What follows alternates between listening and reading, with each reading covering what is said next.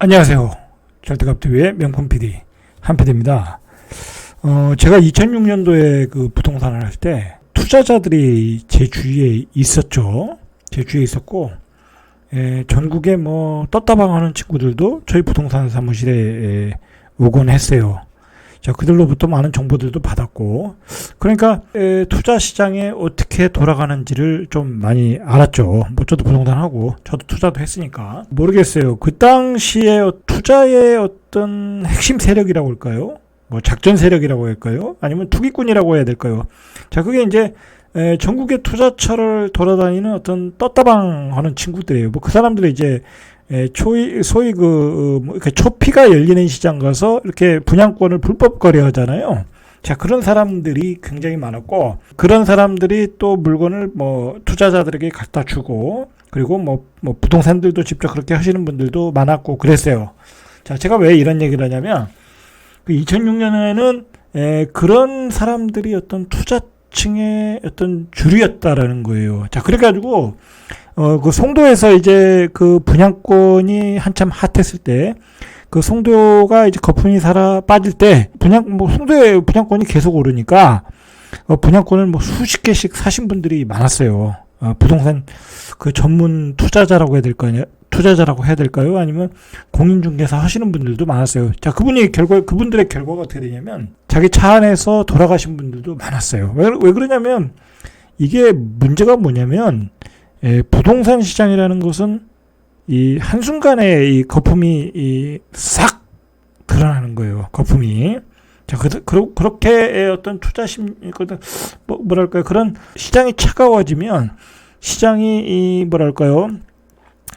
이제 하락이다라고 생각을 하면 손님이 다 사라지는 거예요. 왜냐면 가격이 너무 올랐으니까.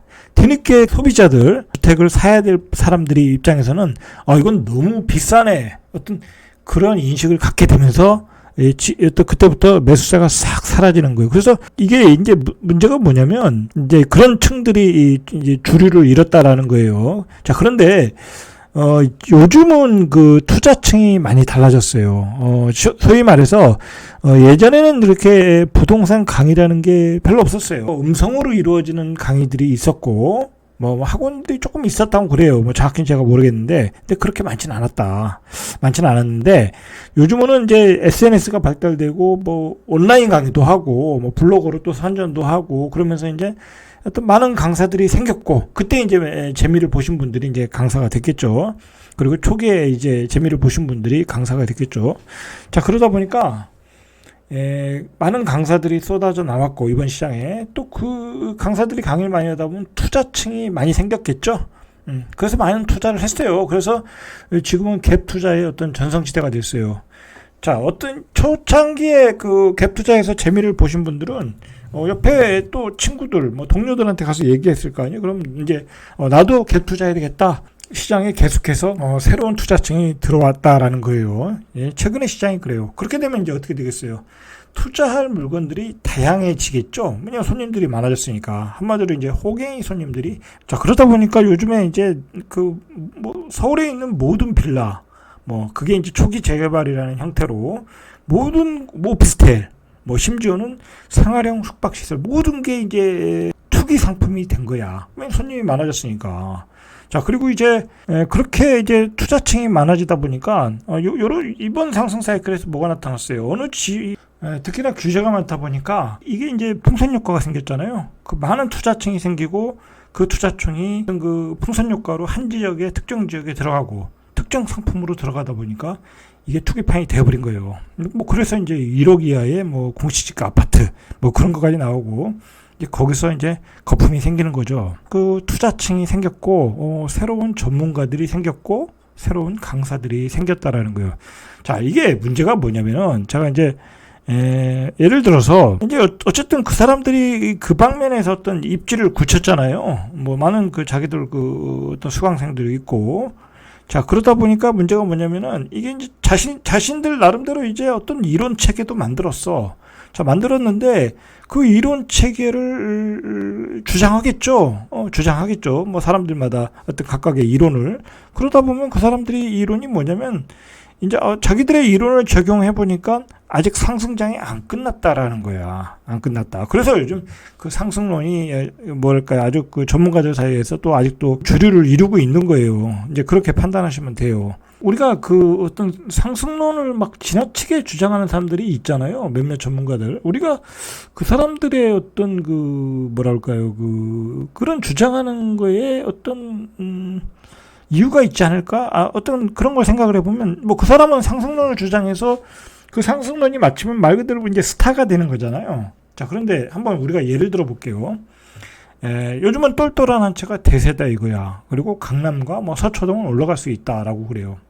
자, 그러면 그 얘기를 들은 서초동과 강남, 뭐 예를 들어 뭐 반포, 압구정동에 집을 가진 사람은 어떻게 되겠어요? 뭐 최고의 전문가가 앞으로도 계속 올라간다고 똘똘한 한 채가 대세라는데 우리가 뭐 미쳤다고 집을 파냐? 그렇게 되겠죠. 매물이 안 나오겠지.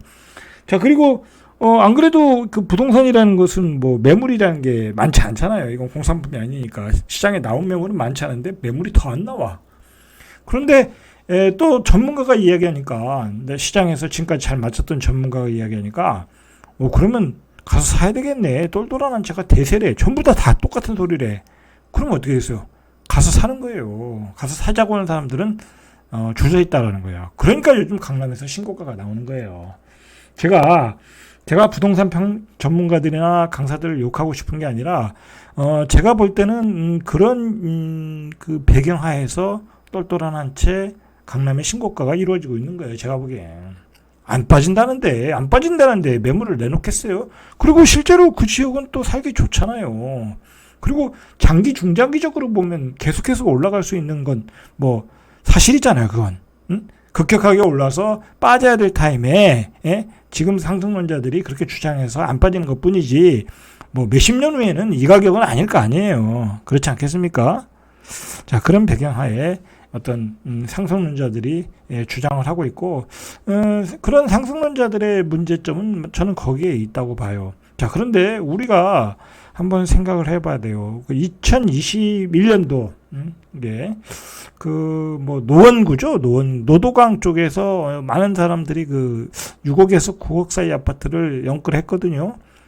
2030 젊은 세대들이. 자, 그 사람들 이제 꼭지 잡았잖아요. 자, 누구 때문에 연끌했냐고.